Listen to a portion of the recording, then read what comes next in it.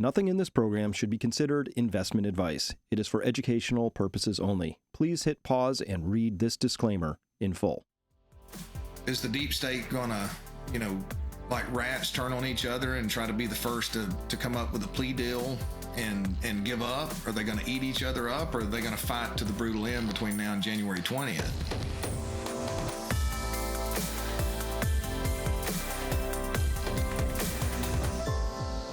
Hello and welcome to this edition of Finance U. I am your host, Chris Martinson, here again with Paul Kiker of Kiker Wealth Management. Hey, Paul, how are you today? Hi, Chris. I'm doing well. Good to see you again. Great. So much to talk about. We're going to be talking about markets, obviously, things finance related. Got a bunch of stuff going on. I want to start here with this. This is the S&P over time. You and I talked about something mysterious happening back here on October 30th. That's ruler straight advance, barely counted as a correction. Huge advance. This got a little dodgy for a second, but it's since broken out again. And by the way, Paul, this is kind of a global thing, and we could note that the German DAX breaking out, smashing through above 20,000. And I say that with that incredulity because my economic data, Paul, coming out of Germany, smells like rotten eggs. It's not good. Layoffs. Bad earnings, you name it. So I don't know how to make sense of that, except in my old school way, which is, I guess there's ample liquidity, more buyers than sellers. That's all I can figure. It sure seems that way. I don't understand at all what's taking place in Germany and because of just what's taking place, their economy's been gutted. Now in the U.S., I still believe that we're kind of in that speculative phase, but a lot of it makes sense because I think more than 60% of the population actually has hope again that this Trump administration is going to break up the monopolies, those that are in the ivory tower closest to the money printers and closest to the regulation process that have been protecting monopolies. And of course, you've shared what Mark Andreessen had talked about on the Joe Rogan podcast, and I was kind of surprised by that because it's not that often that I'm not cynical enough. And but I do see the hope that's out there. I see people that have hope that the small businesses are going to have a chance again. And if we get with the Chevron ruling and get regulation out of the way and the monopolies don't have this unfair advantage, if the rules to the game come back to the same, then we're going to have innovation. The middle class is going to come back. We're going to have small business innovation. So I get the hope. I don't think the markets are going to continue to be as resilient going forward. Maybe, maybe not. But I don't understand anything about what's taking place in Germany yet because there's not been any major innovation. It just seems to be liquidity or pure speculation. Yeah, I've seen this. This isn't my first rodeo. So, Paul, I analyze almost everything through that liquidity gauge. Now, remember, the stock market is supposed to be this forward discounting machine. Yes. And it's the sum of all this intelligence. But I actually think that was truer back in the day when there were humans involved. Mm-hmm. Can we be honest about this? 90% of all the trades that go through that drive the market this way and that way have nothing to do with humans, except for the humans that programmed the algorithms that circulate through the silica chips. I know. But they don't do greed and fear. Those algorithms, Paul, they don't. Remember, all of the technical analysis that you cut your teeth on that I did too, it was there because if you peered at the charts, you understood basically the sum of all fears and hopes and greed, right? I don't know that algorithms do that kind of stuff. They don't really care. No, they don't. But the question that I have, Chris, is those algorithms, the programs are put together by humans with the weaknesses that we have, right? So the question is that built into the algorithms, or is it just the fact that they're going off of past historical data and this happened in the past, so this is what's going to happen in the future? So, that kind of brings to mind something that I had here to share, if I can find it. Yes, this. The cycle of market emotions. And I know people have seen this, time and time again, but it still applies. So if you can see this, I want to give credit to the Twitter post. So Finance a Lot, at Finance a Lot, what stage are we at now? What would you anticipate the stage we're in right now, Chris? Oh, we're on near the top over there on the left. Somewhere past greed. We're in delusion, maybe? We're in agreement. I'm thinking we're in the delusion area. Yeah, that feels about right. Yeah. So for those of you listening, bull markets tend to go through these phases. So the first phase is the stealth phase. That's where the smart money starts to move. Well, to put that in perspective, a lot of your insiders are net sellers right now. So we're starting to see the smart money is not necessarily accumulating, but then the bull market takes off. Once the smart money moves in, then you get in the awareness phase, and you'll typically have the first sell off in that awareness phase because everybody's still scared. Then you start to enter that mania phase. It starts to get media attention. Then you get some enthusiasm. That's where the public really starts to join. Mm-hmm. And then you get the greed, and then you get the delusion. And quite frankly, the delusion is understandable within the U.S. right now. There's a lot of hope that things are going to change, but we have a tremendous amount of hurdles to overcome. And then the final stage, which I don't think we're there yet, but if this market runs into the spring, I think it's going to be, hey, here's the new paradigm. And that's the blow off phase and the point of greatest risk, quite frankly. So I'm in agreement with you. I think we're in the delusion phase right now. Yeah, that's how I see it. But, these algorithms, Paul, they're remorseless. It's kind of like, if I had to stand at a machine gun nest and there was a tank shooting at me, I'm going to display a lot of fear, right? But I could program an algorithm that would just sit there and keep shooting and it wouldn't flinch, right? That's right. Because it just doesn't, I don't know. It's hard to get a number, but last I heard, something like 75 to 80% of all trades on the market were by high-frequency trading firms. They're not even holding these stocks, Paul, because of good earnings or delusions or stories or narratives. They're holding them for about 10 microseconds to a few hundred milliseconds. Mm-hmm. Right. And they'll continue as long as the market momentum continues to go up. They just keep buying, regardless if there's the threat of escalation of war, anything of that nature. They just don't care. No, they don't care. Now, I'd like to introduce the views of Paul Tudor Jones, pretty famous, pretty legendary investor kind of guy.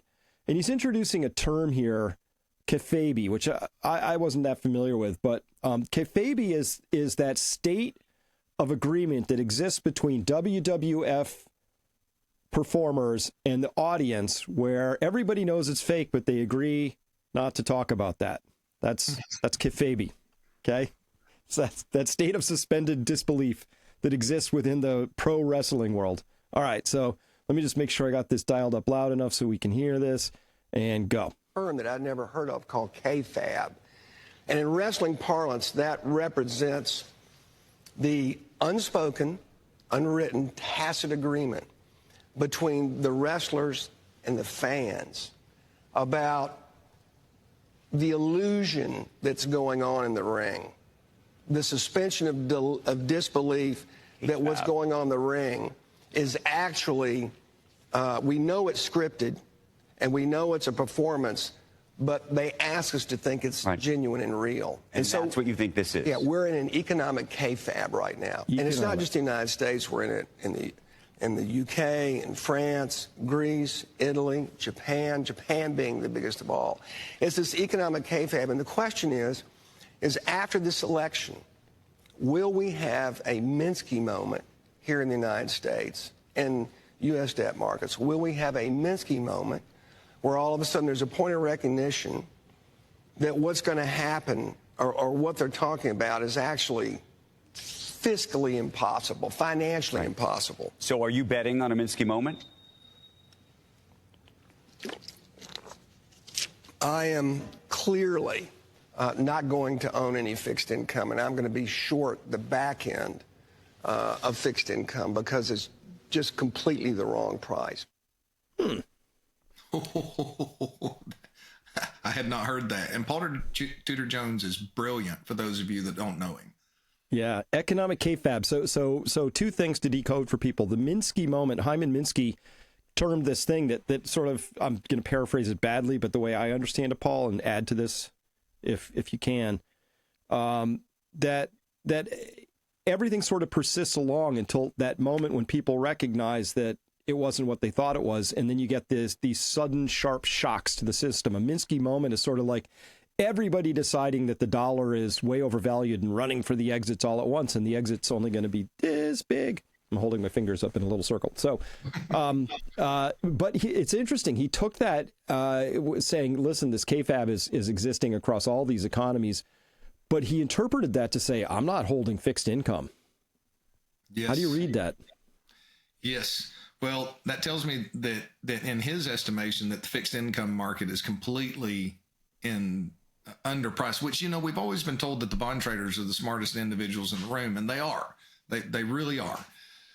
But the bond market, in his assessment, I'm assuming based on what he says, has not priced the long-term risk to the capital from default, whether that's corporate or inflationary pressures from government spending, because something is going to have to break. So that would be my assumption. What would your assumption be, Chris? That it's clearly obvious, regardless of whatever might come in with Trump and the Department of Governmental Efficiency with Elon and Vivek, regardless of whatever they might do, like when you really peel it back, Paul, there's not a lot you can do. Because when you look at what we call fixed expenditures of the U.S. government compared to discretionary, there ain't that much discretionary, and so you're not going to you can't just decide not to pay the 1.25 trillion interest payments this year. That's fixed. If you don't pay that, worse things result. So that's getting paid. Social Security, Medicare, Medicaid, not much you can do about that stuff. You could try and find some efficiency in there, I suppose, but, that's long and slow. I guess you could cut defense heavy, but of course that has its own economic impacts, and congressmen scream and all the Raytheon and Lockheed Martin lobbyists scream, and that's a hard fight too. So I think what he's basically saying is, look, we have a fiscal problem coming. And I don't think the bond market has recognized it. And therefore, I don't want to, if anything, not only am I not owning these, I'm going to be constructively short the long end of this thing. Meaning, Yes. The 10 paper, 20-year, 30-year paper, whatever those pieces are. He wants to be short that. That's where he's at. Now, guys like Paul Tudor talking their book all the time, right? Right. Let's leave open the possibility, Paul, that he's saying that, but buying the long end of the curve. Always leave that possibility open. That is a possibility. That is possible. Yeah. But I'm absolutely terrified of the long end. And I don't, just because of the fundamentals of what's taking place out there. If the Trump administration isn't able to pull this off perfectly, or, what's going to happen within the deep state right now? I mean, it's clear that they're coming after, they're trying to have full disclosure, lay it before the American people. So is the deep state going to, like rats, turn on each other and try to be the first to come up with a plea deal and give up? Are they going to eat each other up, or are they going to fight to the brutal end between now and January 20th? And if the reality comes out that our liabilities are far greater than what are known right now, which is another possibility, then that could be really devastating to the long end, because if we get into a situation where the government has to print, that there's no other option, or they choose to print, right? Then that's going to absolutely crush the, longer end of the yield curve. And that means rates are higher, and he would be right to be short those long end. Now in the short run, looks to me like we're going to see a rally, which may be a tradable rally in the 20-year. I don't know. That's only for professionals only, not a recommendation. But, when you look out longer, I would lean to the side that he is. I'm more concerned about our fixed income portfolios navigating the days ahead correctly, which we have the rules in place. They have their rules in place. We're shorter on the yield curve right now. But I'm more concerned about that over the next 3 to 5 years than I am the equity side of the portfolio. Well, I honestly, Paul, I understand how it could happen from fiduciary certain aspects, but if you sat me down and said, would you buy 30-year government paper at 4.5% interest? I'm like, no. Nope. No, I have to be confident that 30-year paper is going to be worth what they say it's worth by the year 2054. Not a chance. No. Not a chance. There's no way. There's too much risk. The Biden administration already lit the fuse for the BRICS to come up with their alternative payment system, whether they roll out the unit or not. And I thought it was quite interesting. The first thing did you hear about Trump and his threat to the BRICS, if they roll out their own currency, that it'll be 100% tariffs. Yep. And the only thing that I could think of at that point is we are to the point in our country where we have to threaten with force, verbally from that standpoint, that if you do this, we're going to do everything that we can to fight you tooth and nail. Well, with a couple of things. I mean, he can say that, but let's get down to reality real quick. We are 100% import dependent on China for about 18 critical minerals, right? Yes. Gallium, germanium, titanium, like just pretty much 100%. Also, we get something stupid like half of our uranium comes from Russia. So that's fine, but the uranium, the nuclear power plant industry is going to be, dude, you just made our fuel go up 100%. Mm-hmm. That's going to have impacts, right? Obviously. So it's one thing to say 100% tariffs. It's another when you get down to the details. That's right.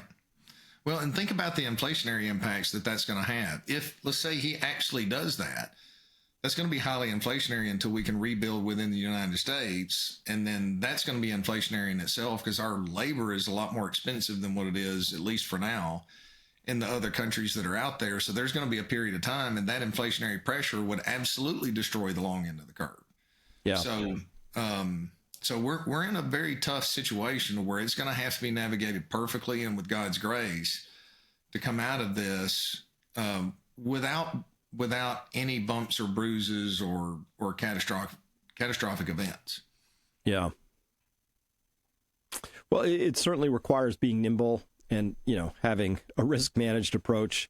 I got to tell you, Paul, this is embarrassing, but probably every other night for the past 3 or 4 weeks, I wake up at 2 a.m. I just have to turn my phone on. I just look at the futures. I'm just like, has anything happened?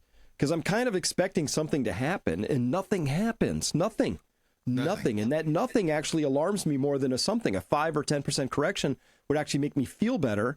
But we have things like the Oreshnik Hazel, non-nuclear tipped ballistic missile being fired, and the market just kind of goes up, It just absolutely feels like you said delusional, right? Mm-hmm. Where a delusion is there's reality and you're disconnected from it. That's delusional. So I feel like these markets don't have much grounding in what I would call geopolitical risk, risky risk, cycle risk. Because we used to have these things called cycles. I'm old enough. Do you remember these things? Yes, I do. That was one of the hardest things for me from a nerd, follow the rules of our strategy, but you're like, this cycle is really overextended. It's really overextended. It's really overextended. And it seems like these cycles have gone away due to the government intervention that's occurred in the past and trained investors like Pavlov's dog or the algorithms. Let's put it that way. Yeah. Yeah. Now, speaking to your chart where you said under that delusional part, it was sort of, you said, I think there was a stealth, then there was a smart money, and then retail, right? Retail was the third big block of that. So again, you and I have talked about this in the past, but this is from Sober Look, and it looks like retail has never been this giddy on stocks. They have never. Never been this certain about things. So that's the retail participation, and this is an astonishing pile in. How do you get a U-turn what happened in late 2022 to cause that to happen? Fear of missing out. And, so I think what happened in late 2022, and I think this has been something that's just slowly worked on the psyche of so many individuals. Because, Chris, they get to the point where passive money flows they are not price sensitive buyers. It goes to work no matter what. So the employment's been pretty good. Investors are hurting into the S&P 500. There's all kinds of metrics that are saying, the U.S. in relation to the rest of the world markets is the most distorted that it's ever been. So the one theory that I have that's changed, I think this cycle is going to end with the U.S. being like Japan in the late 1980s. Nobody ever believed that it would change. Mm-hmm. But they had the largest capitalization of global stocks. And then 35 years later, it took, the market wasn't even back to where it was in 1989. I think this cycle is going to end that way for U.S. equities. But I believe it's also, I mean, look, the Fed stepped in with quantitative easing and what was it, QE1 in 2013, or Operation Twist was around 2013. Then there was QE1, QE2. I forgot how many quantitative easing. So they keep stepping in. And then it was all falling apart in September of 2019. But yes, thankfully COVID came along and gave them an opportunity to throw $5 trillion into the kitty. Yeah, so they cut interest rates, and you've got more computers trading now than what you had back in 2013. So the computers are looking at market behavior when the Fed intervened or they cut rates, and then poof, it's off to the races. And then in late 2022, it really looked like the market was going to start to come apart. It finds a bottom. I think Yellen started doing some things with Treasury, which caused liquidity to pick back up again. And then now you've got a lot of investors, especially retail, that are just like, hey, I've been watching this thing run. I thought that it was going to end. I can't take it anymore. I'm going to get in. So there's a huge amount of fear of missing out that's in the psychology of the retail investor right now. There's a lot of greed. There's a lot of delusion because nobody's really paying attention to the weakness that's potentially under the surface. And what makes it hard in managing money is, Chris, we don't know if this is going to run to January 6th. Is it going to run into April? Is this going to be like the late 1990s to where Trump's able to do enough initially to where the economy holds up a lot stronger? Or are we going to get this Minsky moment where bonds crater in value, yields jump, and then all of a sudden the market, like it did in 1973, says, uh-oh, and then we have this 40, 50, 60% decline. I mean, mathematically we should, but the question is, and what's so hard in managing money right now, you got to play the game by the rules that are forced upon you. And you got to participate some, because what if it lasts 3 years? But this is a highly risky rally. And there's all kinds of indications around the edge that the professionals are using this delusion and fear of missing out to offload their shares onto the average retail investor. And so I believe for the average retail investor, this is probably the most dangerous market that we have seen in my 26-year career. Well, the former big pillars, so this was easier to analyze when I was younger because there was autos, homes, and retail, right? And if you just understood those three things, you directionally got pretty much what was happening. Now, obviously, the government is a very large player in this market. They are a big chunk of the economy. So now you got it. That's a fourth leg of the stool. And then there's all this other AI stuff, AI this and that, which we've talked about before. Again, we'll see what that really turns into. But speaking of the retail, I mean, the housing section, from the Kobasi letter, new home sales in the most recent report dropped by 128,000 in October to 610,000, lowest in a couple of years. Significantly below expectations of selling 725,000 new homes. You can see the little tick down there. Not an emergency, but it's leading to not an emergency. This is an emergency. Yeah. But you can clearly see that the number of new completed single-family houses for sale has been spiking pretty hard here with the rise in interest rates. No surprise there. But still, normally this would have been something you could look at and go, well, that's a sign of economic weakness right there. You're not selling houses. They're stacking up. Doesn't seem to matter anymore. I'm not sure there must be other legs on this stool I don't understand. Haven't found them yet.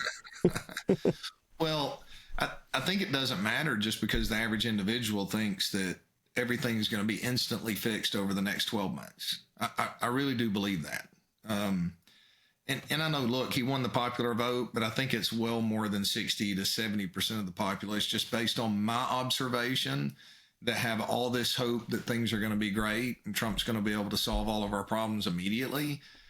But there's some massive hurdles to overcome. So that optimism is an indication of the delusion that we're in, because it's okay to be optimistic. I'm optimistic. If the Chevron's done, if we release all this information for the American people instead of our politicians serving themselves, they move back to serving the American populace.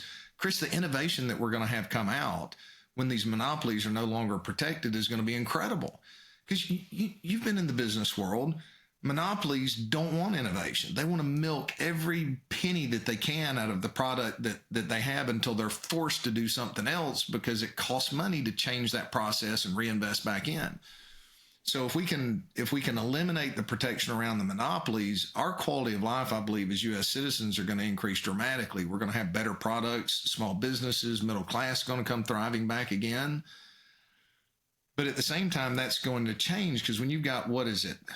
I can't remember the numbers right now, but the top stocks are 35 to 37% of the S&P 500. So if their protection is gone, then that's going to cause a major difference in the overall markets, and the market should be lower at some point. But the average investor is ignoring that right now, and they're spending like it's going to be all sunshine and rainbows because they have this optimism, but they are not taking the time to really think about the risks associated under the surface that could cause us to stumble and fall and have some bumps and bruises. So I think a big area is going to be particularly, I'm really looking forward to getting some rationality back in our healthcare system. And we're going to be having a food webinar coming up because, here's what we've learned, Paul. We've learned that in the United States, the FDA has been absolutely in bed with industry and has just allowed any practice to go through to the point that, we've got toxins in our foods, various dyes and colors that don't need to be there, that Europe doesn't use, that you could use natural colorings like beet juice instead of red dye number 10, whatever. So we've learned all of that. And I'm hopeful that we can get rid of a lot of unnecessary healthcare spending. Now, of course, this is going to hit the pharma industry, but just to show you the power of this already, did you hear this? It turns out that Fruit Loop sales are down over 50% week over week, just because of that news that came out about all of that.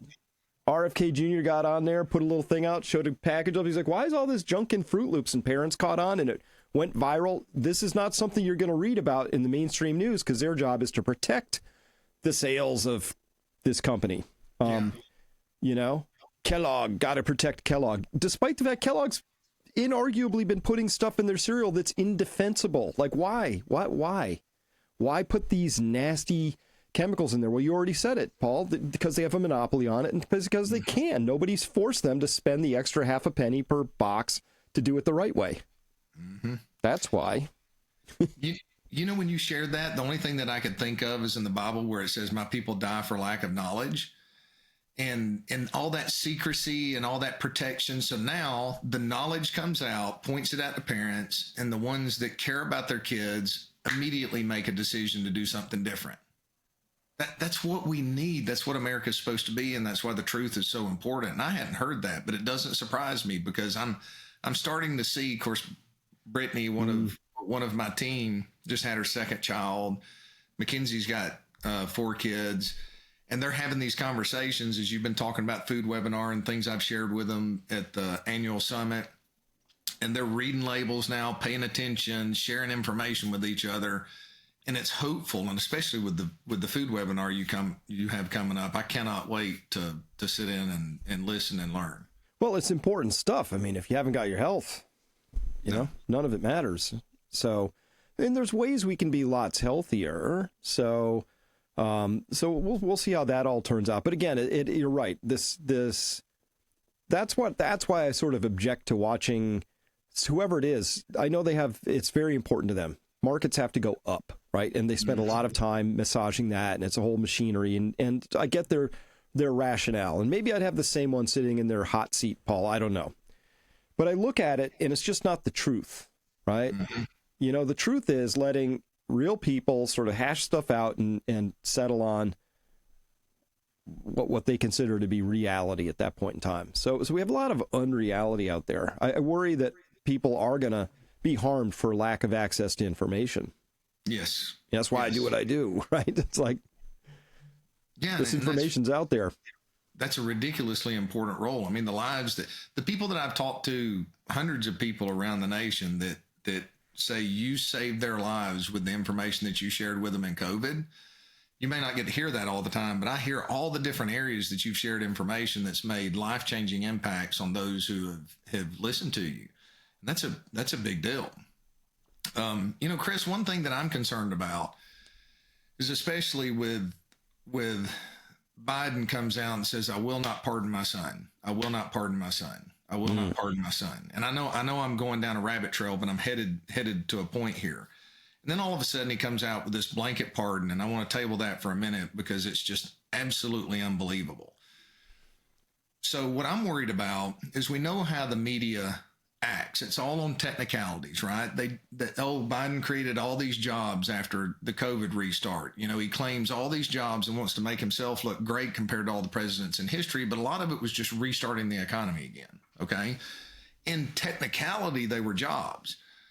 What I'm concerned about is are there forces right now that are driving this market into the end of the year and into the inauguration that once Trump gets there, Lord willing he does, the rug comes out, and then all of a sudden you've got the next 3 to 4 years where the media doesn't change their ways, and they're like, hey, these stats were the best in the world while Biden and the Democrats were in there, and this is what you're facing now.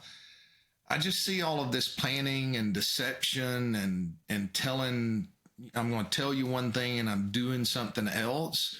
And maybe I'm being overly cynical because I mean, it looks like the momentum is going to be positive in the end of the year. All indicators are pointing to that. Yeah, we need a correction, but that's one of the concerns that I have in the background. Is this all setting up for some technicality to where as soon as Trump gets in there, whatever forces are causing this delusional momentum in the markets,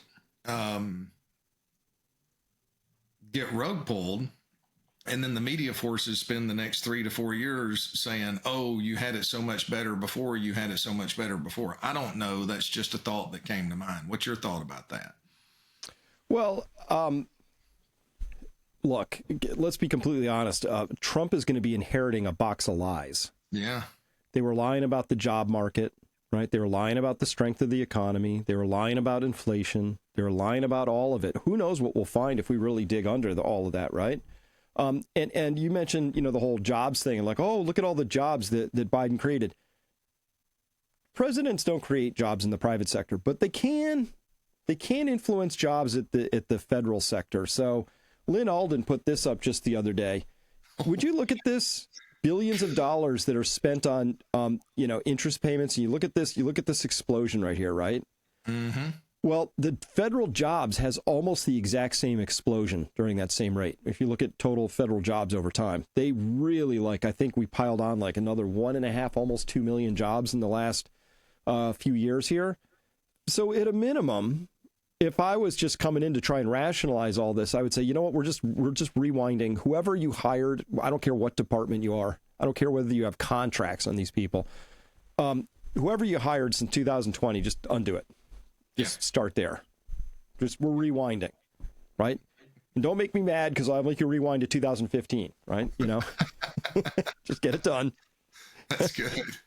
But you look at this and just the shape of that chart, that ought to really scare people, Paul. It really should, because this looks runaway. And, I thought you probably saw it too today. We saw that the Federal Reserve is putting out their first trial balloons to walk back the idea that they're going to be more interest rate cuts. They're having a hard time justifying because inflation's on the rise again and stock markets are at all-time highs and powering higher. It's kind of hard to make a strong statement that we're having, that we're non-permissive, like we have a liquidity problem, Yeah. My man, Sven Henrik points out here, policy is still restrictive enough. This in purple, this is JNK, and the blue is the S&P 500. And look at this, Paul, tick for tick, junk bonds, high quality stocks, same story. Yeah, that's not restrictive policy. That's the Fed's just got the floodgates. Woohoo! And now they're starting to make their first signs that they're like, well, people have started to notice maybe we shouldn't cut quite as quickly. And so those are already beginning to come off the table a little bit, which means, just to back it right up, that this isn't going to be correcting anytime soon, because this is being driven by the rate of interest that the U.S. government, principally on the short end of the curve, has to pay. And if they're not going to cut, then this isn't going to come down. This is going to keep doing that. Why? Because the government's adding $2 trillion of new debt that needs to be serviced to this pile every single year. Mm-hmm.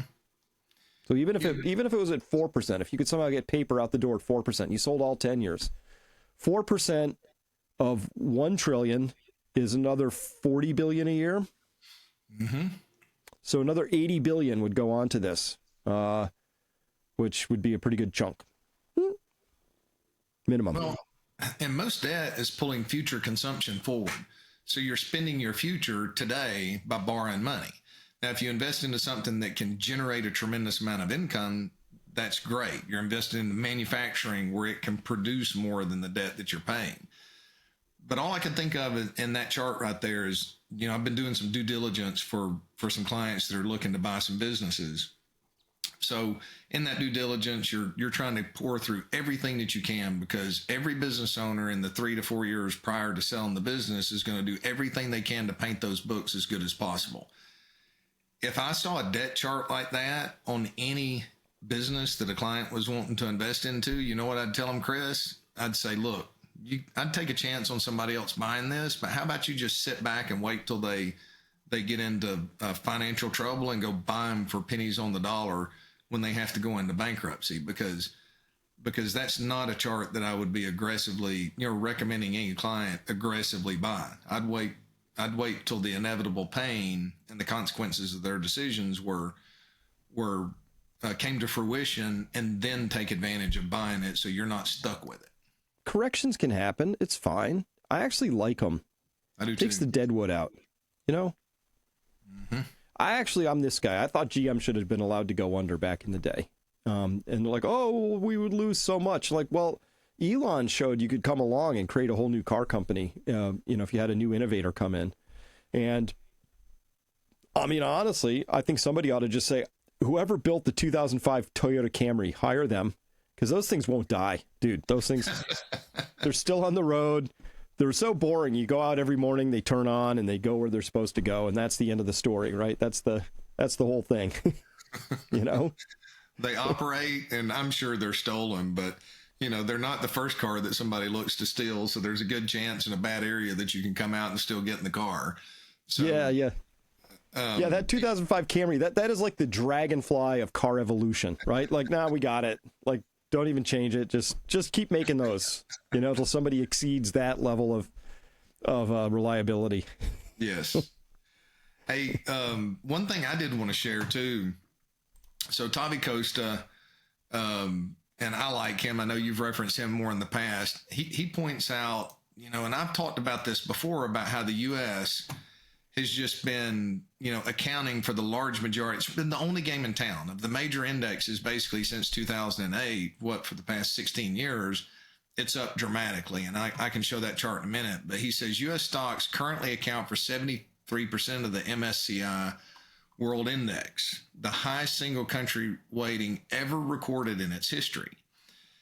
And of course, the overwhelming dominance of U.S. equities have attracted the majority of global capital, leaving the rest of the world largely overlooked and underfunded. At what point does the tide shift? We have no clue. But look at this chart. So this is as of November the 27th, 73% compared to all of the rest of the countries of the world. So, one thing that our strategy is designed to do, that I'm waiting patiently until the day that it tells us to shift our focus, is when the U.S. is in the lead and you're winning, overweight the U.S. But when the day comes that some of those other countries take off and those other economies take off, then you can underweight the U.S. and overweight the others. But think about that.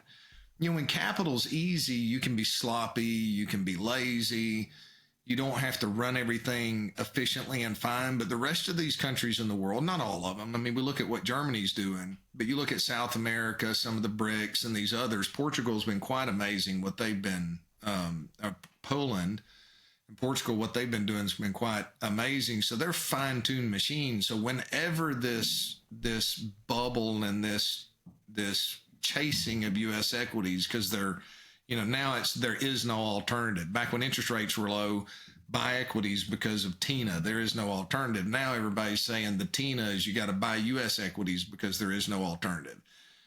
It's unsustainable. It really is. We don't know when it breaks. But again, for those investors who are adaptive, it's going to be the opportunity of a lifetime. Something freaked out. I don't know why, but the Federal Reserve is desperately afraid of a correction. And we almost had one in October of 23. But then it just woke up one night. Literally, I was one of those 2:30 in the morning. I see the green on my futures. I'm like, what's happening? So somebody at 2:30 in the morning decided that's enough of that nonsense, and we went the other direction. But it wasn't just a little thing. So again, the Kobasi letter here, talking about not just the strongest stock market we've had in a while, but in decades.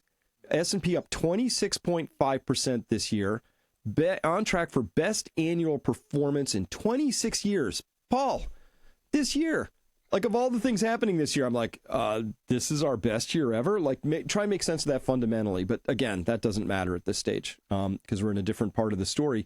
But since that October low, the S&P is now up an incredible 47%. Here are all those years going back since 1998. Every year tracked as a gray squiggle. And here's this year on top of it. It's now the best ever at this time of the year and might finish as the best stock market ever since 1998. That is wild. Isn't that wild? It is, especially with the backdrop. Yeah. Well, what happened after 1998? That momentum carried for another 2 years, but then we had the 47% decline from 2000 to 2003, rallied back to even, had the 57% decline in 2008, and the S&P 500 went sideways from 2000 to 2014, late 2013. So, it was all sunshine and rainbows until it wasn't. And I just don't see how we don't, this cycle is going to be different. My concern is that we're going to break every historical record depending upon, what happens over the next 6, 12, 24 months. But, fundamentals are going to come back and reality is going to come back into play at some point in the future. For now, we have to participate really with fear and trembling. So speaking of the BRICS, we as you know, I track a lot of things because I think everything connects. And so at Peak Prosperity, I'm often tracking things like what's happening in Ukraine or what's going on in the oil markets or how these things connect. And so, I was very worried there for a while, Paul, because we saw the U.S. and the U.K. and then France dialing up to just shoot long-range missiles into Russia. And I thought that was a bad idea. Yes. Because I think I'm allowed to have that opinion. And so yesterday I find out that Tucker Carlson's back in Moscow because he's going to go straight to the source. And he found out while he was there that Jake Sullivan cut off all contact between the U.S. and Russia over 2 years ago. We have no back channel diplomacy, no front door diplomacy, nothing, no communication, and we're lobbing missiles in to Russia. So those of us who thought that was a bad idea. So then Russia shoots this Oreshnik missile, and I think more than a few of the cognoscenti among the West were like, oh, that's a different risk. I'm actually at risk now. Our bunkers are no longer safe. So things calmed down. Well, you know what that immediately got replaced by? And I did this for my subscribers yesterday. So the ruble's now finally getting smoked. Yeah. So in the BRICS, this is the R in the BRICS, right? And the dollar matters less and less on a percentage basis. They're doing more in ruble terms and yuan terms, but still, it's not unimportant. Russian bonds are now around 25.5%. Ouch, right? Imagine that. But now we're turning to the I in the BRICS. The rupee hits an all-time new low, just coincidentally. Brazil, which is the B in BRICS, is now over 6, which is a line they've been defending for a long time, and it just smashed right on through that. And the Chinese yuan, lowest it's been in this cycle. They contain it as tightly as they can, but as you can see with that red dotted line down there, this is the lowest it's been. So wouldn't you know it, Paul? After they failed to stoke a world war by lobbing a bunch of hot stuff into Russia, I wake up the next week and I'm like, oh, every BRICS currency is getting smoked right now. Maybe it's a coincidence. I don't know. How would you look at that? No. Too cynical? Not cynical enough?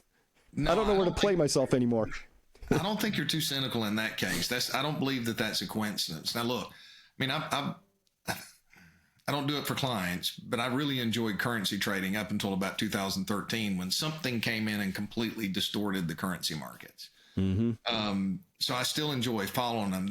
That's not something that would just happen out of the blue. I mean, what's the economic reason behind it?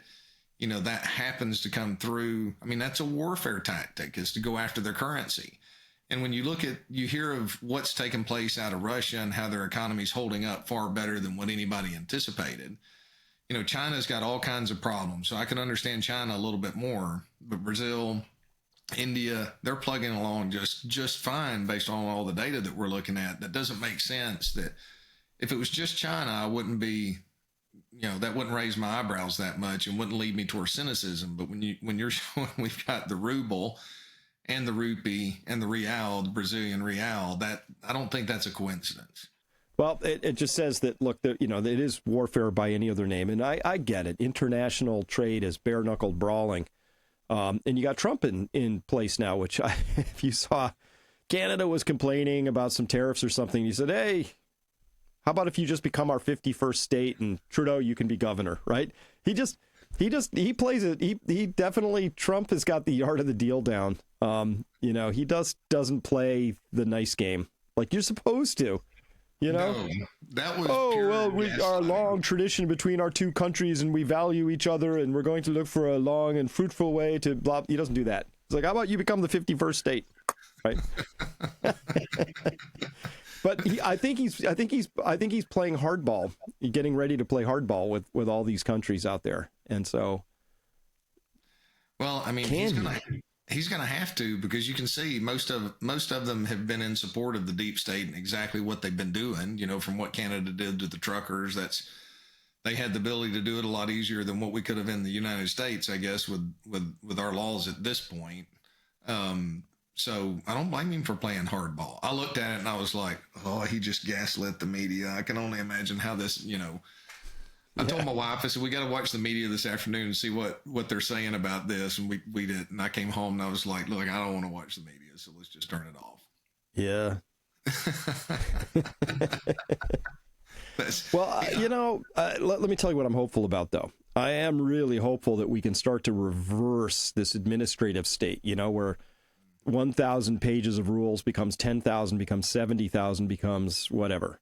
I heard somebody, I forget who it was, but some organization, maybe a think tank. Anyway, they'd added up, maybe it's a heritage organization, said, how many laws or rules acting like laws does the federal government have? And the answer is 300,000.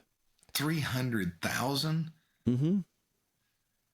Wow. 300,000 ways to get in trouble, right? You know? And so it's just way past the apogee of that stuff. Like, hopefully we can get some rationality back in on this. You know, quick example, not to pick on my town, but bless their hearts, they put a rule in against tiny homes. They're like, no, we don't want those, right?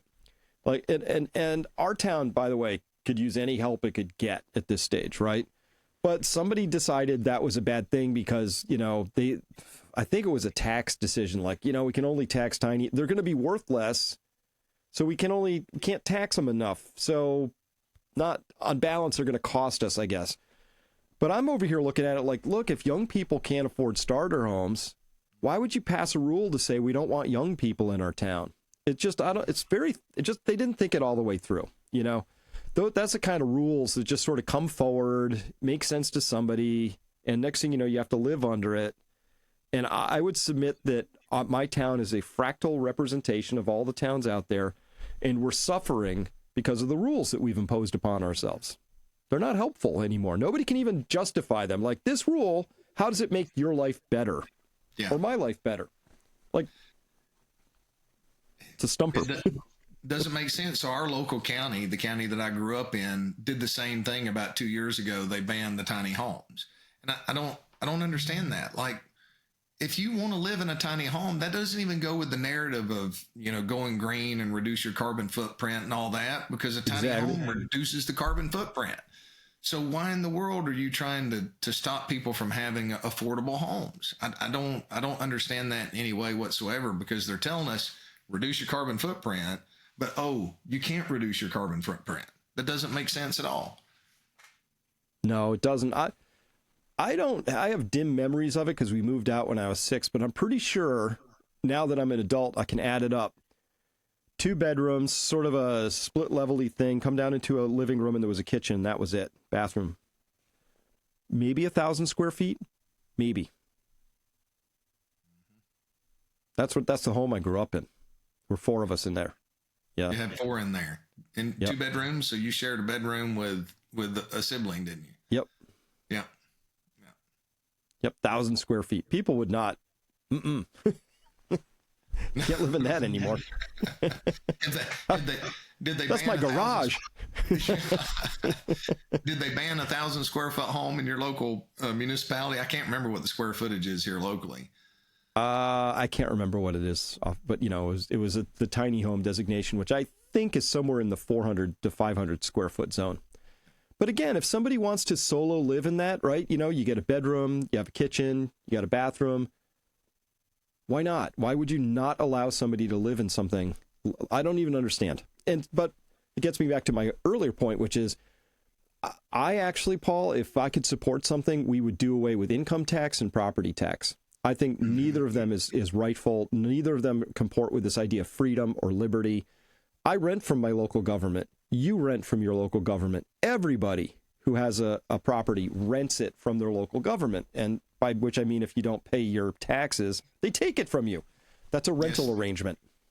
Yes, they do. And it'll go to the courthouse steps, and it'll be sold for the back taxes. And then if you don't deal with it within 1 year, then is it 1 year? I think you have 1 year to deal with it. And maybe in the second year, you forfeit the property. I can't remember the details exactly, but you can lose a paid-for home because you get into a bind and you don't pay your property taxes. Let me go further. You will lose your home. Oh, yeah. You will lose your home. You're right. Mm-hmm. And the sad part is, Chris, all of this government money printing to party like it's 1999. I do. Unfortunately, in my business, in my world, we deal with people who have money, right? Fortunately and unfortunately. So I do volunteer my time for those people who just don't have money to be able to work with somebody like us, because they're not going to get access unless I volunteer my time. They're not going to get access to somebody that can help them make some tough decisions. And usually what happens is they're dealing with those individuals that are selling these high commission products to where they invest $10,000 and the person makes $1,000 off of whatever goes in there. So I make sure I spend some time. And one of the saddest things for me, especially working through the local food pantry and some of the others, is individuals that are in their 80s. They didn't come from a home that taught them how to manage money. They didn't go to a college the schools don't teach anybody how to manage money anymore. But they just didn't have the knowledge, right? So they end up in a situation where the only thing that they have is Social Security, but they did fight tooth and nail to get their home paid for. And here they are, they can't go back to work. Social Security isn't keeping up with the cost of living. They're having higher medical expenses because even, the medical system is raping those who are unfortunate as well. Yes, it covers things, but there's still extra costs that add up over time. And all they're trying to do is figure out how to keep their homes and keep their properties to cover their property and casualty insurance and their property taxes. And unfortunately, several of them, the only option that they had to be able to make ends meet is do these reverse mortgages on the property that they shouldn't have to. So we're fortunate because in our area, or Gilmer County, the one area in North Georgia, those over 65 don't pay school taxes. So that reduces that burden a lot. But still, taxes are going up so fast in a lot of these areas because of poor investments in the past that it's crushing those that are overlooked in our society because they don't have the ability to generate revenue for most people to be able to pay attention to them. And it's heartbreaking. That's not what we're supposed to do as a society. That's not what we're supposed to do as a people. And I haven't thought hard about how to fix it, but that's a problem that needs to be dealt with. So doing away with property taxes is one way to deal with it. Well, I was talking with a gentleman recently who's from Cook County in Illinois, so that's Chicago. His yearly property tax on his home is more than the purchase price of the home when he bought it in the 70s. Oh my goodness. on a yearly basis. I forget, he paid 23 grand or something. Now it's 24 grand in property taxes per year, right? That's crazy. Like you can't get by with that. But beyond that, this brings us back to the rule of 72. So we just had this in our town, the local school board, and these people are Nazis. They will, as soon as you don't give them exactly what they want, which is a 5% increase on a yearly basis. This year they were asking for 4.9. They throw a hissy fit and they cut the most popular after school program. So the parents get all mad and, apply pressure, right? They don't talk about the fact that it used to be, if this is the growth in students and this is the growth in teachers, this is the growth in administrators, right? So we got a lot of administrators, $250,000 salaries. I'm like, maybe we could just trim, I don't know. What would happen if no administrator showed up? Would kids not learn that day? I'm not clear what would happen. But, so they got their little thing they're running. But this is the rule of 72. At a 5% increase per year, that means that school budget is going to be twice as large every 14 years. That's how compounding works. Twice as large. So if you're spending $20,000 per student, which is a thing that happens now, that used to be private tuition, Paul. This public schools are demanding 20 grand a student, right? It's 19.6 in our area here, not a fancy area. Wow. Well, that'll be 40 grand a student, and then it'll be 80 grand, a few more doubling cycles, right? And so the question is, well, eventually that just breaks. Anybody can see that's just math. And you're saying it is already breaking for a lot of elderly people. It is. I mean, what are you getting on Social Security? I'll round $3 grand a month. Oh, well, if you're lucky, there's individuals that are out there that are in their 80s right now that are only getting $1,700 a month. Yes, well, Chris. that could be property tax, 100%, if you're that poor guy in Chicago. It sure could be. And at a minimum, if that individual in Chicago, if he purchased that house in 1978 and he didn't move, then he shouldn't be charged a higher appraised value at this point. I do believe that that's criminal, and that's just another way that the government creeps in. But it's a machine. They don't really care. And you're right. That's one of the things I've looked at in our local community. And my wife gives me a hard time. She's like, "I'm in the school system, so be quiet." And I'm like, "Honey, you know me. I can't be quiet, but I will be respectful." Mm-hmm. There's way too many administrators, and they're a bunch of paper pushers to please the government. And that brings me to a conversation I had today. Pretty interesting. So I sit down with a client, and I have the capacity, for whatever reason, Chris, to be able to get along with both sides in most cases. So client sits down, and I knew it was coming. And I'll say he or she, it doesn't matter, looks at me and says, "So are you going to help me move out of the country now that Trump's elected?" And I said, I can't remember what I said. I said something along the lines like, "Well, you're wanting to leave the country?" And they were like, "Not really. They've got too many family and things like that, but I'm really worried that it's going to be a mess. All of these people that he's bringing in are unqualified." And I said, "Really?" I said, "Let me ask you this. Do you agree that change needs to take place, the direction we're headed?" And they were like, "Yes." And I said, "So, you're concerned that they're not educated in the way that things have been done, but the way that things have been done are leading us in the wrong direction. So are we not better off just to pick somebody off the street and put them in that position so that they're not educated in the wrong direction and make a change?" And they looked at me for a second and they thought, "That's a pretty good point, but I'm still scared to death." And I said, "Yeah, there's a lot of hurdles to overcome." I said, "But we've got to make a different decision." And, and that could have gone bad, but it really had not crossed their mind that having somebody with a different set of eyes in there and a different education, and maybe not quite trained to the point that they have to follow the same path, could be better.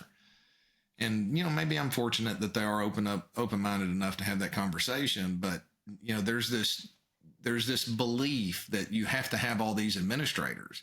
Well, a really good superintendent and a really good secretary is about all you need in the administrative area of the school system, except for the fact that you got all these government regulations that you got to push papers for to fill out and all these measurements to take place. And if we could gut those government regulations, then we could get that cost out of the education system. But unfortunately, there's going to be a lot of people lose their jobs in that case too.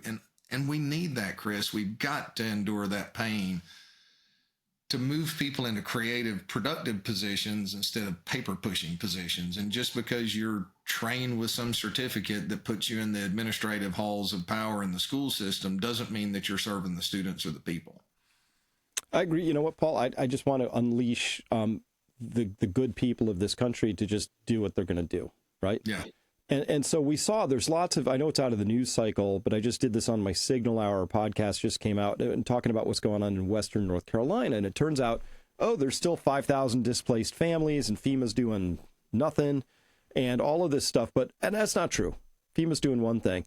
They're seeking to install a $280,000 gate to prevent people from using the road that the West Virginia miners magically rebuilt when everybody said it couldn't be done. These guys are like, oh yeah, we'll get that done. We work with loose soil all the time. We're miners, right? And they built this road back up to Bat Cave so the people could at least get back and forth. It's, it's not pretty. I'm sure it's bumpy, but it works. Yeah. So the government's role, instead of going, wow, we should learn from this, a little embarrassed we didn't know how to do this. Now let's put a gate on it. Stop people from using it. No way. That is so it's evil. That's evil. You're exactly right. Evil. That's evil. Instead of going, hey, you guys just pulled off something. Come over here and help us because we got to get to these people.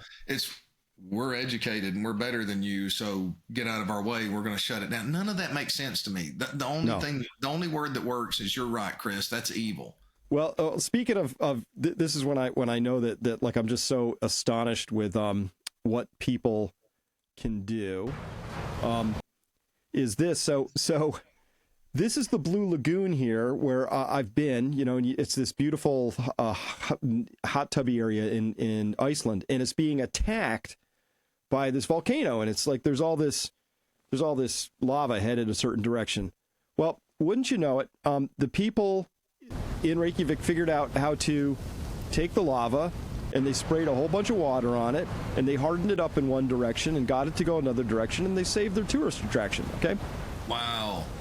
So I learned that if you give people a volcano, Paul, they'll figure out what they need to do. You get some smart guys and gals on there. They start spraying water on it and they start, if I cool it this way, it starts to bend a little. There's like people who can put it on their resume now. I'm a professional lava handler. Like, this is awesome, right? It didn't require a government to write regulations and books and training manuals and assess penalties and fees with a licensing operation, and a permit. They just got out there and said what needs doing, and they fixed it. I believe in people. I don't believe in organizations, clumps of people that we call government to fix stuff. I just don't.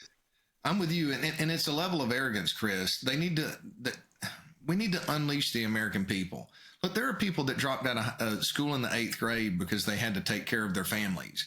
I have 3 clients that had an 8th grade education, and they've accumulated a massive amount of wealth because they were humble enough to ask a lot of questions. They still to this day don't feel educated enough to where they feel smart, but they're brilliant because they ask a lot of questions. They're voracious learners and they're problem solvers.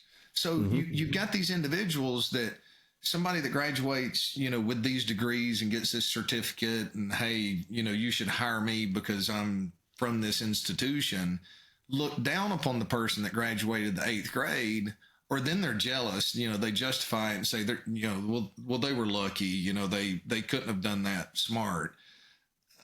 And we're missing out on so many people that are a part of this country. One thing about Americans is we're fighters, we're innovative, we're creative. And if you unleash the American people and stop protecting these monopolies, it's going to be far better regardless of what the markets do. And quite frankly, I'd rather have the markets go sideways for 12 years and hope in the middle class come back, and to have small businesses where when I travel over to Alabama or another town, hey, there's this great new business that's not a Walmart that has these innovative products that I may not be able to find somewhere else, and open up the power of the American people and bring back the joy of the middle class instead of, kind of like the Hunger Games where you've got the capital that's so detached from everybody else and they've got their boot on the small business trying to hold back that innovation to protect their own position because, quite frankly, most of them inherited it. They didn't earn it. And that's the problem that we have right now. I agree. I bet we could poll a lot of people individually, sort of my age, and ask them, would you take a big old decline in the stock market if it meant your kids could start out their investing life from a reasonable valuation, I'd say, yeah, do it. I wouldn't even think about it. Like, yep. Yeah. Yep. But I got to tell you, Paul, these people, I'll speak for my generation for the moment. Really disappointed, with the boomers who are they're just so greedy. Like I got mine and they want to keep it and they want to, that's what the Federal Reserve did. Can we just be clear about this? They didn't rescue the markets. They rescued asset holders, whether you held real estate or you held stocks and bonds. That's who they rescued. They bailed them out. Fine. But when you sort of look at that from a sociological standpoint, you find out that's a narrow band. That isn't everybody. That's a very narrow band of people of a specific age, right? So they basically said, this little box, we're gonna save this little box of people. Why? Was it debated? Was it discussed? Did you vote for it? No, and no. It was just what they did. Yeah. Yeah. Well, and there's a belief that there's the trickle-down economics. And quite frankly, Chris, there was a period of time where there was a lot of trickle-down economics. And I know there's some truth to that. But it's been distorted at this point. Because here's the thing. You take my team. Renee has worked with me for 20 years. Carrie has worked with me for 20 years. Brittany's for 15. Dylan for 12.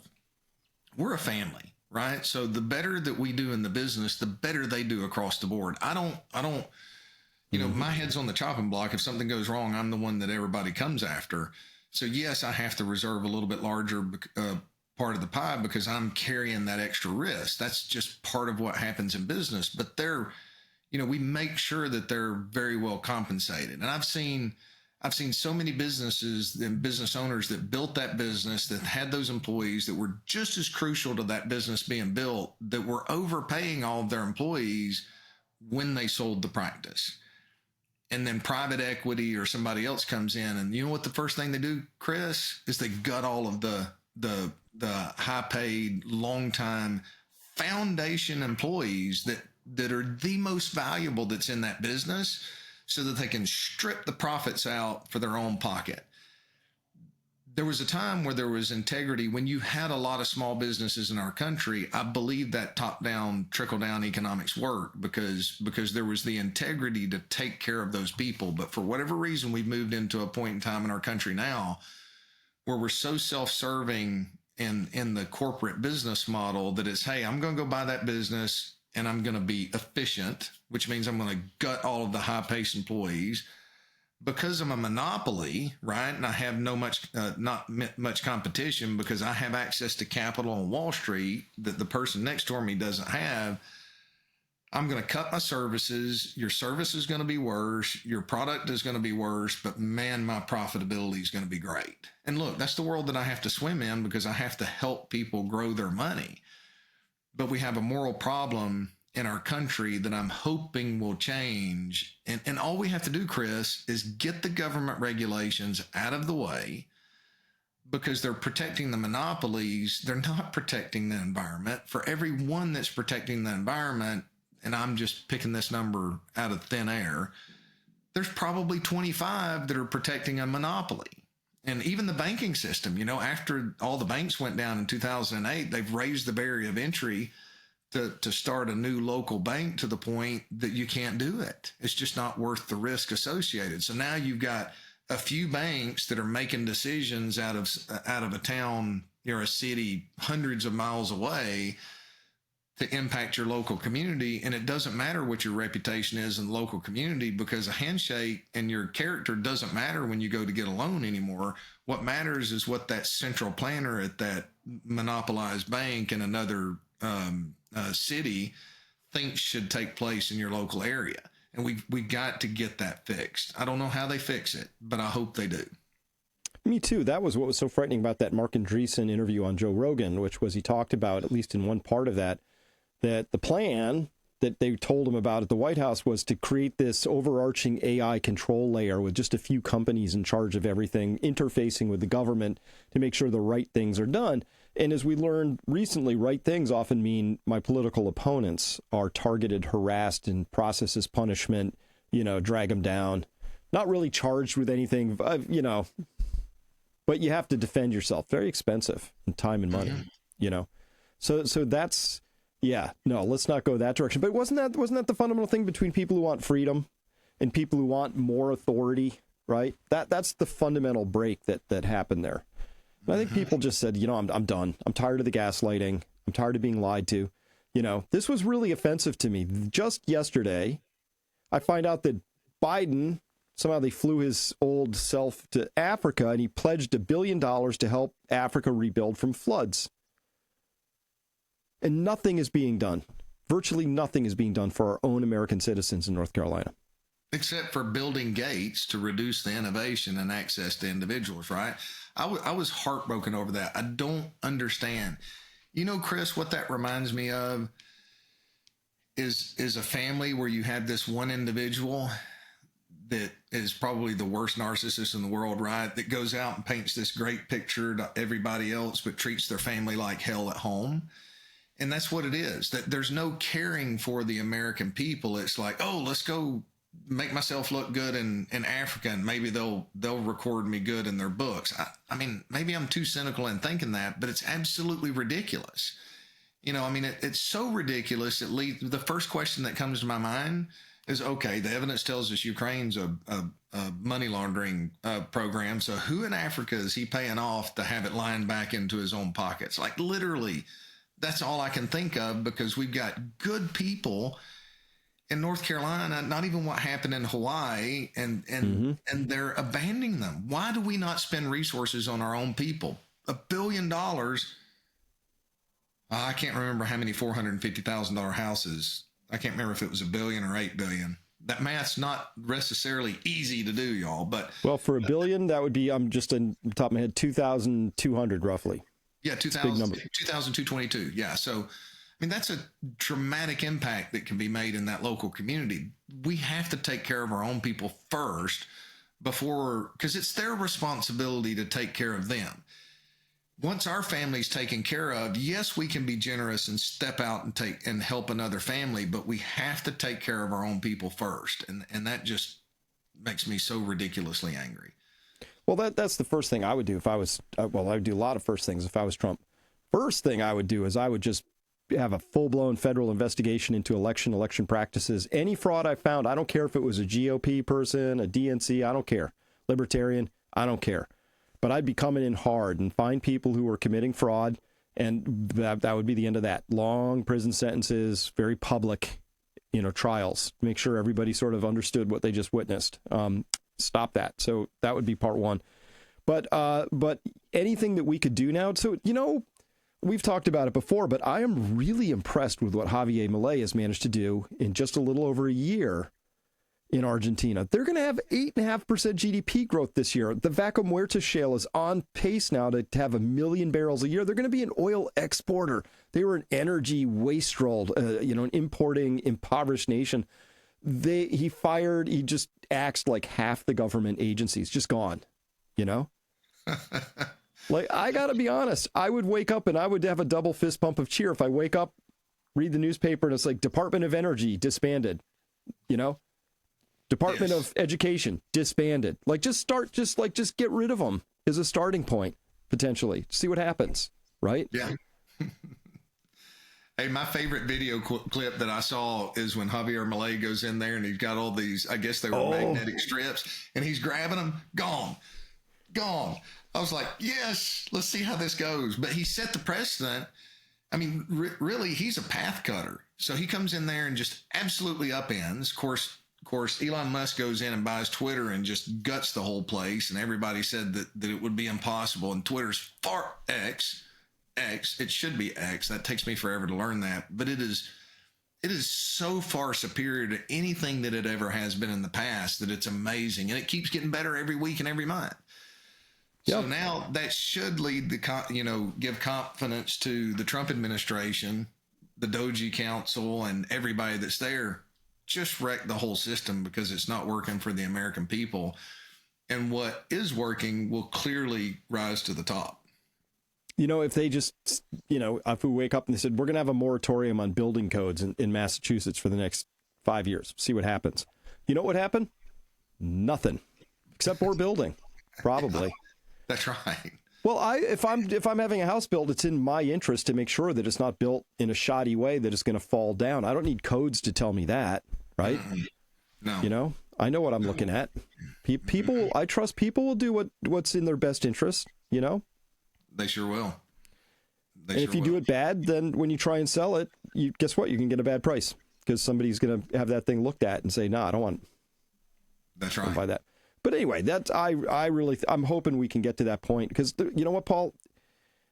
I talk about this a lot in my other life, which is that we have a math problem built into our overall system of money at this point in time. It's gone exponential on the debt, and we're just doing all this stuff, and so there's going to have to be some kind of a reset at some point. It's going to be a little painful, and it's rooted in this crazy Austrian school of economics idea, which is that if you live too far beyond your means for a period of time, you got to live below your means for a little period of time.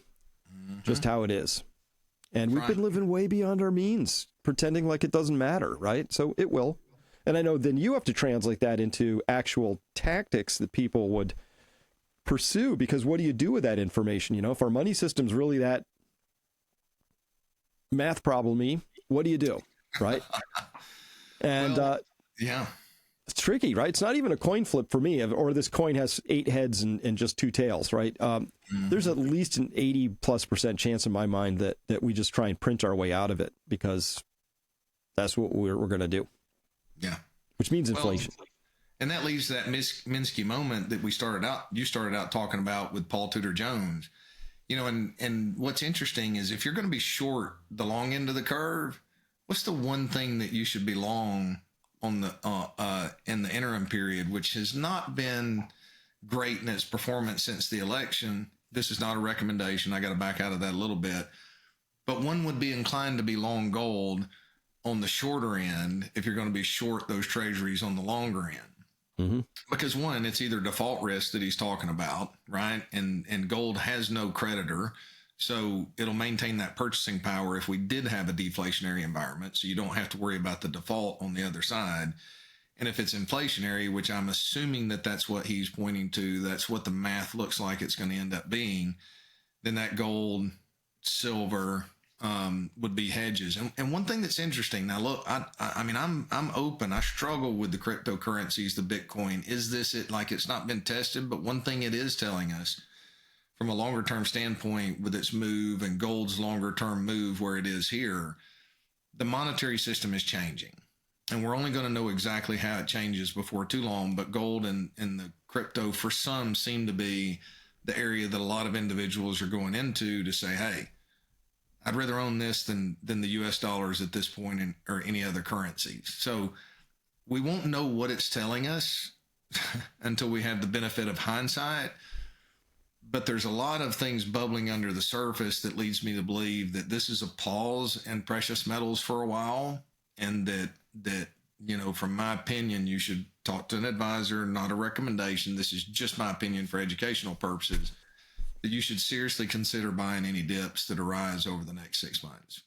Agreed. So if this plays out like, say 2009, remember, so we had the big dip, but then there was this recovery, and then there was this huge dip back into the spring. This feels a little like 2007 to me, I guess, at this stage, right? You just have this climb, this relentless climb. But if you look underneath and you see the insiders selling and the volumes kind of disappearing and drying up and, starting to get over concentrated in a couple of big names, and all of that. Yeah, because I don't want to be just like that ever skeptical guy, but I'm watching all this excitement over AI and I'm just like, well, where's the business case? I use it. I use AI, right? I use it to help me structure things, but I'm looking at it like, really, what is the business case? And at best I can come up with a neutral business case, which is it helps a company fire a lot of workers. So that's good for the company, but it's not good for the workers. That's right. It's good for the company, but it might not be good for the economy, which is still structured around this idea that we all have productive jobs and we go out. And because of that, we're individual economic units and we do things like take out mortgages on houses and buy cars and things like that. So I'm still waiting for that thing that says AI is going to create brand new wealth that is then shared liberally with everybody somehow. I haven't figured it out yet, but if you have an idea on that, let me know. I can see how it can be spectacularly good for individual companies, but that's because it's going to allow them to either do a lot more with less or fire a lot of people.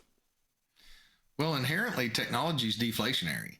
So if let's say it's that good, Chris, and now nobody has a job, right? You got 5 individuals. Well, now all of a sudden they're, they own it all, right? That's not where we want to be as individuals.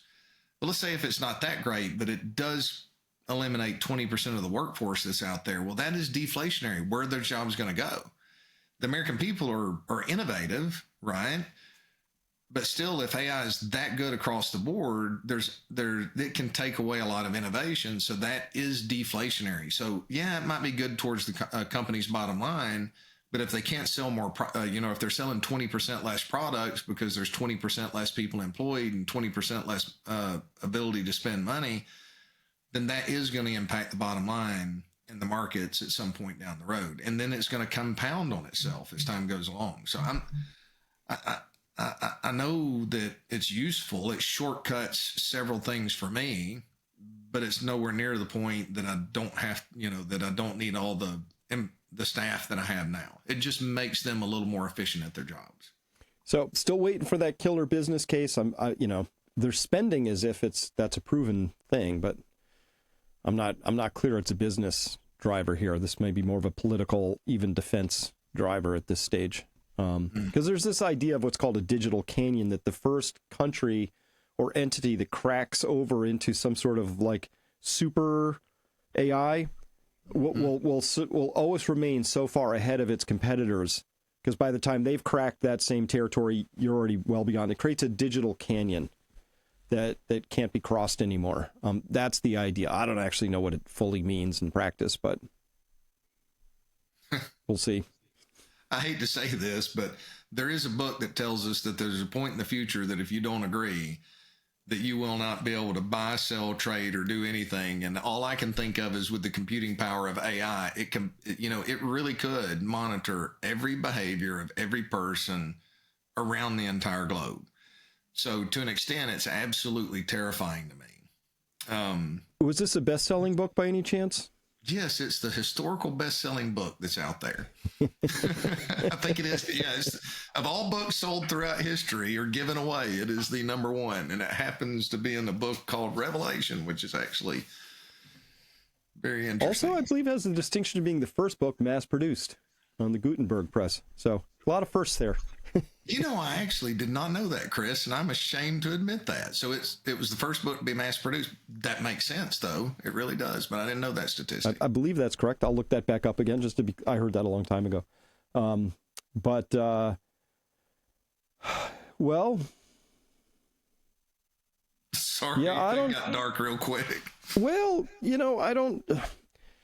So you maybe you've seen, but for my subscribers at Peak Prosperity, we've had this just wonderful conversation. I started it up by doing a piece on this thing called Mousetopia, which was a social experiment run with mice where they created a utopia. No predators, all the food you could want, all the water, cages cleaned, no pressures on the mice, none. So predictably, they bred up until they sort of occupied the space. It got a little crowded. And then, Paul, turns out they lost their will to live for some reason, and the population crashed to zero. And then somebody else at the site was commenting that they'd done the same experiment with worms, in essence, right? That, again, given the choice between taking a path that would take them to a desiccated death or a moist, survival, eventually they just choose death, right?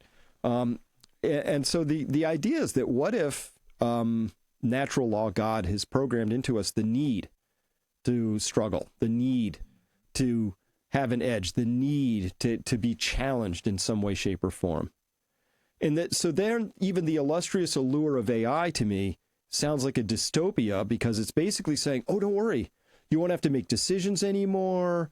You won't have to remember what you even like. It'll order things for you. You won't have to remember it's basically the promise of AI is to take away all the challenges of life. I'm pretty sure that leads to organisms losing their sense of meaning and purpose. Right? Right? I forget who it was. It might have been Hayek, or was it Nietzsche, who said that He said, it's easy to trip up socialists. They say, oh, we're going to create this utopia. And I say, great. When humans finally get to utopia, they'll last about 20 minutes before they just revolt.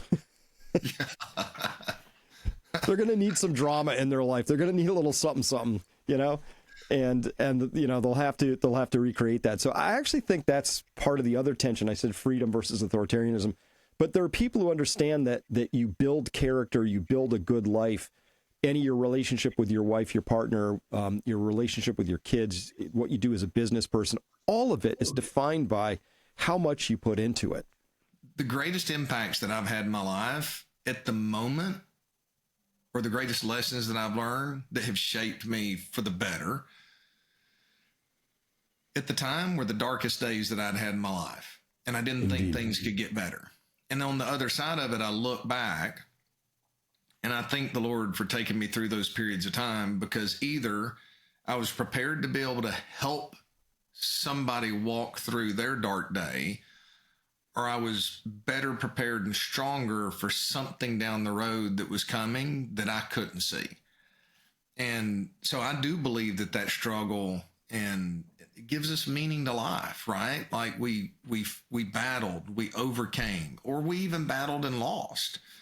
But we battled, and that's the most important thing. We strive for a better future. And I love the Optimist Creed. I haven't had time to participate in the Optimist Club locally, but the one part of their creed I'll never forget. We learn from the mistakes of the past, and we press on to the greater achievements of the future. Or, to learn and forget the mistakes of the past and press on to the greater achievements of the future. And that's what makes it so wonderful to live in a place like the United States. And that's what made it so wonderful to build our country foundation, because you didn't have the monopolies with their boot on the neck of the average individual or shoulder holding them down. That's what our founders left. But now we have, as a country, allowed that same risk to creep back into the system. And of course, Mark Andreessen, laid out that it was a lot worse than any of us anticipated to be. The debanking thing, Chris, I did not realize that it was that bad. I've known of a few people that have been debanked because they were real popular. I had no clue that it was that prevalent in our country, and that's evil. Yeah, and I had a banking person sort of reach out and explain the details of it, and there's a lot of nuance and complexity back there, and they do have some real issues they have to struggle with. But at the end of it, I said to her, yeah, but the FLCCC or Children's Health Defense, like companies that were just, entities that are just sort of ideologically against whatever the pharma people were up to, when they're getting debanked, that has nothing to do with trying to make the world a better place. That's right. That's something else. So I think that's, again, bifurcate everything, good and evil. I think that's really, people just got fed up with all the lies, all the gaslighting, all the anti-sort of human behaviors, and frankly, anti-democratic and anti-capitalist, like anti a lot of things, basically anti-American.